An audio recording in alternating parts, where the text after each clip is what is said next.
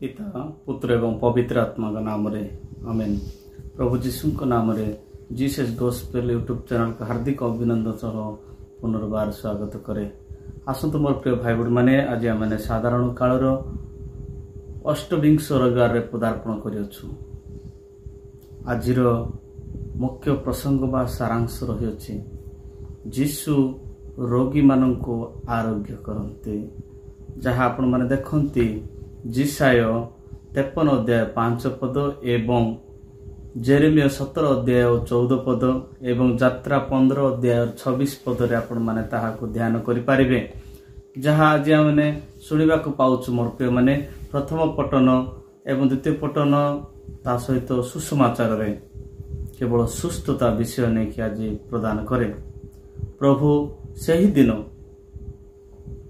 जेते बेले आराम्यर राजा पाखरे काम करुवा सत सेनापति नामान से प्रभु को दृष्टि महान थिले सत, किंतु से जड़े कुष्ठी रोगी थिले। जितेबले सामारिया रे इलिशा बास करुतिले तांको निकट को से जानती सुस्थता पाए। इलिशा तांको साक्षात कले नाही, केवल तांको स्पर्श कले नाही, से गोटे आदेश कले जाओ जर्दान नदी रे 7 थर बुड़। यह कहवा क्यों मोर प्रिय माने से जड़े सेनापति होइतिबारु से अत्याधिक क्रोध कले। तापरे से क्रोध करी से कौन कहती, मो देश रे कौन नदी नाही, मो देश रे कौन समुद्र नाही, मो देश रे कौन भल भल ना भूषित होइतिबा नदी गुड़िक नाही कि? प्रिय प्रभु लोक मैंने ये सहित आसीथिबा किछि व्यक्ति मान तांको अनुरोध कले, से तुम मानक किछि कहि नांती, तमे अत्याधिक क्रोध करिवार कारण काहेकि? से तुमको गोटे आदेश देचंते, से आदेश को तुम पालन कर।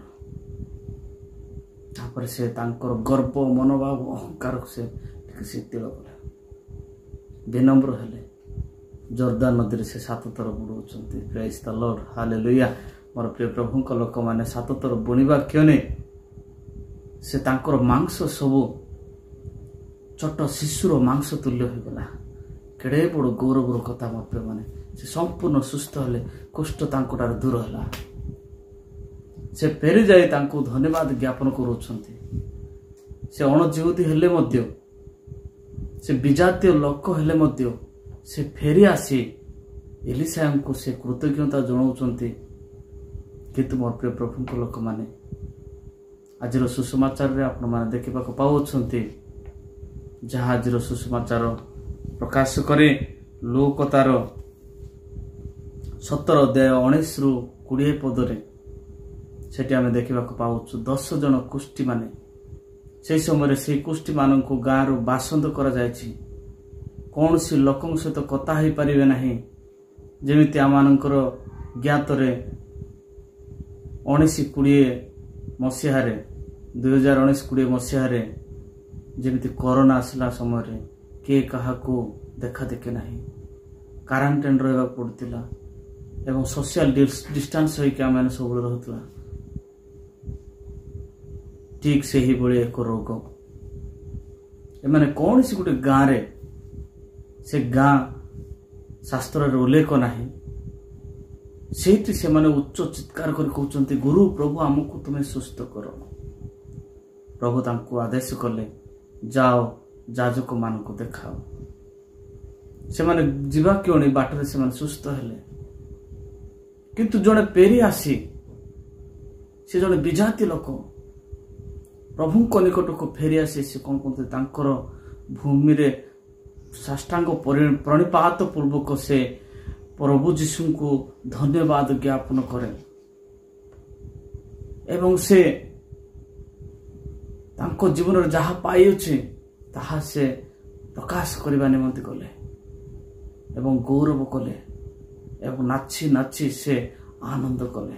वास्तव कथा हेले ए 9 जन कुआडे गले?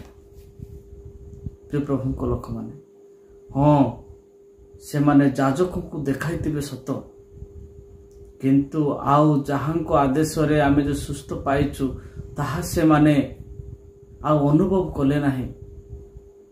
सही जो व्यक्ति को द्वारा ताहा पाइले से माने आ तांको पासरी गले से माने फेरी जाइतिबे।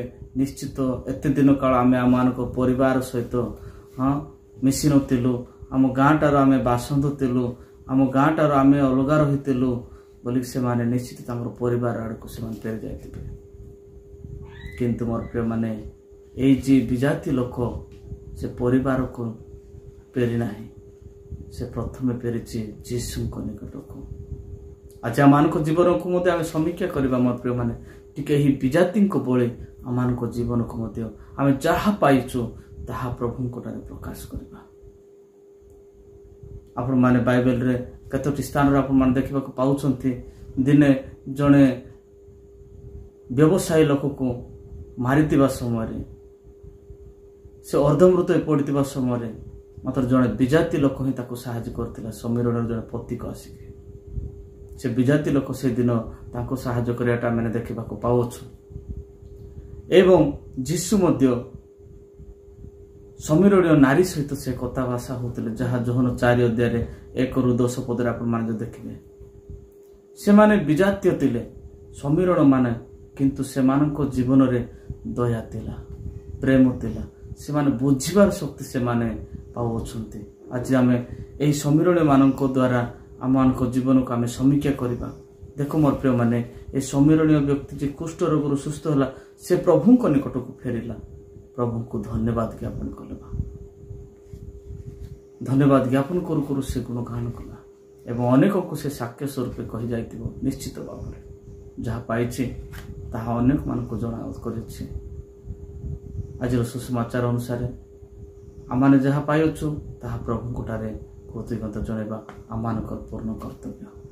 प्रभु आपना वाक्य दे आम समस्त को आशीर्वाद करंतु। पिता पुत्र पवित्र आत्मा नाम रे आमेन। समस्त प्रभु जीशु नाम रे जय जीशु।